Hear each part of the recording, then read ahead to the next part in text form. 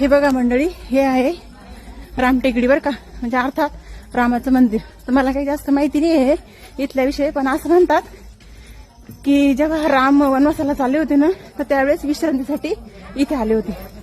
तर हे बघून घ्या तुम्ही राम मंदिरात. तुम्हाला थोडं दाखवण्याचं काम करते मी. तर खूप साऱ्या पायऱ्या आहे ना, तर मला चालता चालता दम लागलाय बरं का. तर हे म्हणजे आमचं राम मंदिराला जायचंय ना मला मुख्य, तर आम्ही ही पहिली पायरी पार केली बरं का. तर मी आणखीन काही सांगण्याचा प्रयत्न करते, मला जे माहिती आहे ते, पण तुम्ही पाहून घ्या. हे बघा ना मंडळी, आमचं बॅड लक असं आहे की आम्हाला इथे यायला थोडा उशीर झाला आणि मंदिर बंद झाले. तर आमची मंडळी त्यांच्याशी बोलायचा प्रयत्न करतायत की आम्हाला आतमध्ये जाऊ द्या, पण ते नाही म्हणतायत बरं का. काही असेल त्यांच्या अटी नियम, आपल्याला माहिती नाही एवढं. किती सुंदर मंदिर आहे छोटस.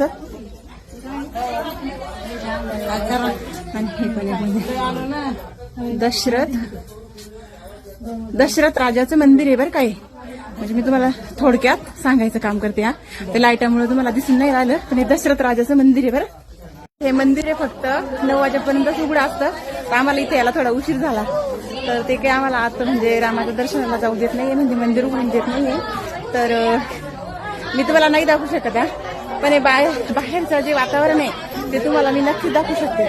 तर हे आमचे सगळे तर कळस आहे ना मंडळी, मी तुम्हाला दाखवण्याचा प्रयत्न करते, कारण त्यांनी तर देवाचे दरवाजे म्हणजे उघडला नाहीये उशीर झाल्यामुळं.